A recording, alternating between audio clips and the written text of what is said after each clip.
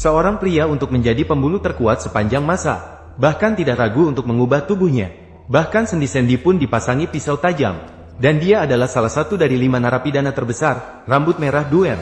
Saat ini dia berubah menjadi polisi wanita yang seksi. Muncul di belakang Oliba. Oliba melihat situasi dan hendak menyerang balik.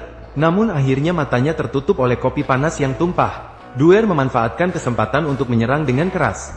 Pukulan siku langsung mengenai titik lemah Oliba. Beruntung Oliba bereaksi cepat dan menghindari serangan. Namun pisau tersembunyi di siku Duer masih meninggalkan luka besar di wajah Oliba. Luka yang sangat besar. Menurut Duer, dia sama seperti Oliba. Tidak kalah dengan Oliba sebagai orang bebas. Namun menghadapi tantangan dari Duer, Oliba justru tidak merasa marah sedikit pun. Malah memutar tubuhnya dan mengunci pintu. Sekarang tidak akan ada yang mengganggu kita. Bagi Oliba, Duer datang sendiri, sungguh suatu keberuntungan. Saat ini dia sudah tidak sabar untuk mulai bertarung. Terlihat Oliba menegangkan otot di tangan kanannya dengan kuat. Namun ketika dia hendak menyerang Duer, tiba-tiba segalanya berputar di depan matanya. Kemudian tiba-tiba dia pingsan dan jatuh ke tanah. Oliba sama sekali tidak menyangka Duer. Pria ini benar-benar tidak beretika. Bahkan dia mengoleskan banyak racun pada siku pedangnya. Namun sebelum Oliba bisa bernapas, Duer dengan kasar menendang wajah Oliba. Seketika darah segar bertebaran.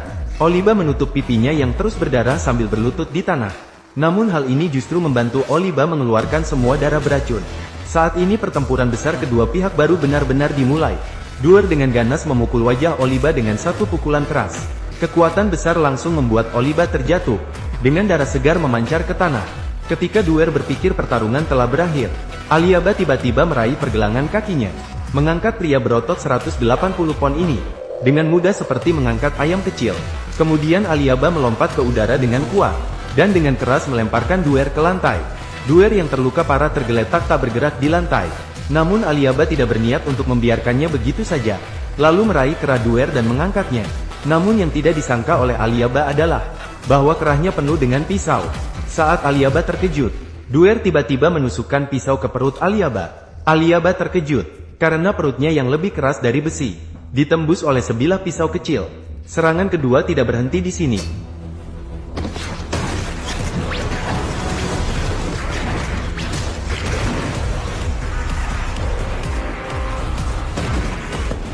Olivier kesulitan bangkit. Kemudian dia mencabut pisau yang tertancap di perutnya. Sementara itu, Inspektur Tianyuan membawa Wu Sheng Sichuan juga tiba di pintu. Namun saat mereka membuka pintu, di dalam ruangan hanya Olivier sendirian, berdiri di atas lantai berlumuran darah dengan memegang pisau. Namun dihadapi dengan pertanyaan dari Inspektur Tianyuan, Olivier tidak mengungkap kedatangan kedua, karena dia ingin menangkap kedua sendiri, menyelesaikan dendam pribadi mereka. Saat itu juga Olivier menyadari seorang kakek kecil di samping kebun. Dia sudah mendengar tentang reputasi besar Wu Sheng Sichuan sebagai pendiri Aikido Jepang. Keahliannya adalah mengalahkan kekerasan dengan lembut. Dan Oliba sudah lama ingin mencoba sendiri. Mereka lalu saling berjabat tangan. Namun Olivier hanya sedikit mendorong, mengubah bentuk telapak tangan Sichuan dengan meremasnya. Namun, detik berikutnya, Oliba membulatkan matanya. Sebuah kekuatan besar langsung menuju ke atas kepalanya. Sulit dipercaya. Hanya dengan satu tangan, Sichuan berhasil menekan Oliba yang beratnya lebih dari 200 kg. Oliba terjatuh ke tanah. Apakah ini Aikido?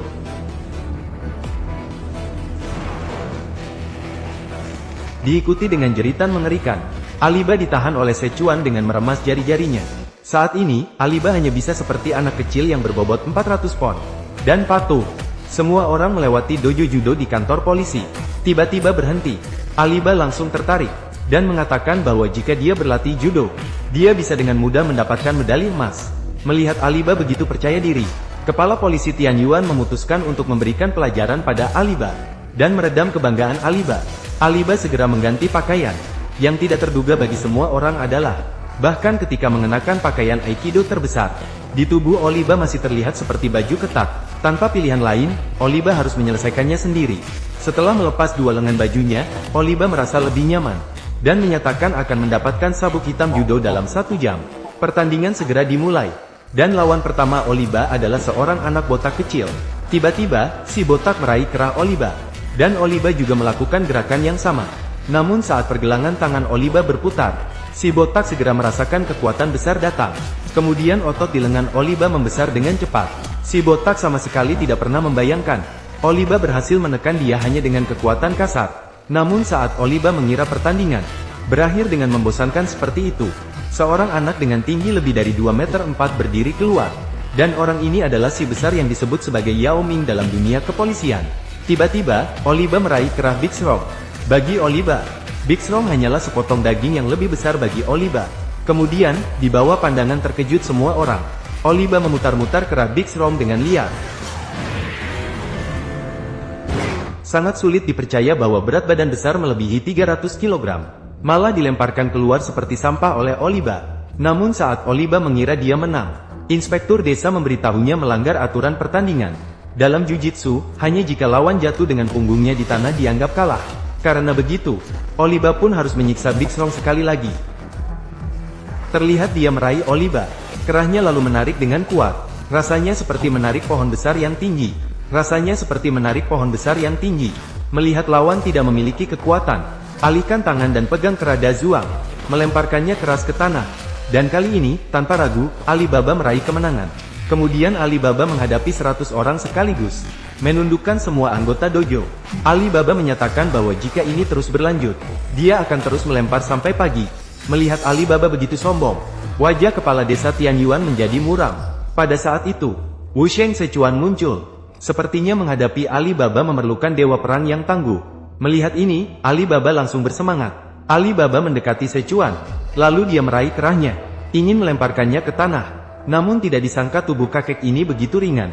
Dengan satu langkah, dengan mudah mengatasi serangan Alibaba. Pada saat itu, wajah Orihara tiba-tiba berubah, dan bahkan mengusulkan untuk secara sukarela melepaskan sabuk hitamnya. Karena pada saat pertarungan baru saja terjadi, pergelangan tangan Orihara diputar menjadi seperti kawat. Namun saat Orihara bersiap untuk pergi, Setian malah memberikan sabuk hitamnya kepada Orihara.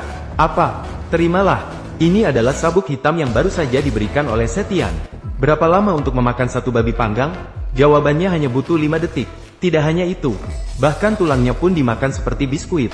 Pria yang begitu luar biasa. Dialah Jack Van Maru, putri tertua Van Mayonjiro. Seorang Jack yang sejak kecil lemah dan sering sakit.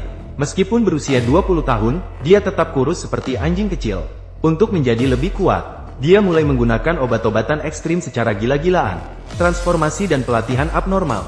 Dalam waktu seminggu, dia berubah dari anjing kecil menjadi manusia berotot setan. Kemudian, Jack mengabaikan peringatan dari tabib merah daun. Dia bersikeras untuk ikut serta dalam turnamen bawah tanah Tokyo. Dan lawan terakhirnya adalah adik tiri, Baki. Yujiro sangat excited setelah mengetahuinya. Ini akan menjadi pertarungan saudara paling epik sepanjang sejarah. Hari pertandingan pun segera tiba. Meskipun kedua saudara terlihat sangat ramah, namun keduanya tidak menahan diri. Setelah melalui pertempuran sengit, akhirnya, Baki berhasil mengalahkan Jack dengan menggunakan otak setan. Dan juara akhir dari turnamen bawah tanah Tokyo juga direbut oleh Baki. Namun Jack tidak menyerah. Setelah pertandingan, dia mendatangi tabib merah daun untuk meminta operasi pemanjangan tulang. Proses operasi pemanjangan tulang sangat menyakitkan. Perlu memecahkan semua tulang pasien terlebih dahulu. Kemudian perlahan-lahan memanjangkan dengan menggunakan alat yang terpasang. Bahkan peregangan ke satu arah saja akan sangat menyakitkan. Namun Jack memilih untuk meregangkan ke 8 arah sekaligus. Beruntungnya, Jack akhirnya berhasil melewati masa sulit itu. Dan tinggi badannya juga meningkat hampir 30 cm dalam sebulan. Dalam waktu sebulan, Jack sekarang dan Jack sebelumnya seperti dua orang yang berbeda. Bahkan Raja Laut yang mahir dalam ilmu bela diri. Sementara itu, tidak bisa membedakan seberapa tingginya dia sekarang. Dan tujuan Jack datang kembali kali ini. Apakah dia ingin menantang Blade Fang lagi? Dengan berbagai keraguan, Lee tenggelam dalam pemikiran. Namun ketika dia hendak pulang dengan lift, tidak disangka dia bertemu dengan teman lama, Duer. Keduanya sama-sama bingung. Tidak disangka mereka tinggal di hotel yang sama. Saya hanya lewat saja. Mereka berdua keluar dari lift dengan tampak harmonis. Jelasnya, di tempat yang ramai dan penuh mata-mata seperti ini, bertindak tidaklah pilihan yang bijaksana. Kemudian, mereka berdua tiba di sebuah bar. Terhadap orang kecil yang licik seperti Duoke, Raja Lautan Api tidak memiliki perasaan yang baik. Jika begitu, Duoke tidak perlu menyembunyikan diri. Terlihat dia mengambil lilin di atas meja. Dia langsung melemparkan bola api besar ke arah Raja Lautan Api. Namun, Raja Lautan Api sudah siap, langsung melumpuhkan satu mata Duoke. Menghadapi orang kecil seperti Duoke harus menggunakan cara yang sama untuk membalasnya. Duoke seketika dilalap api yang membara.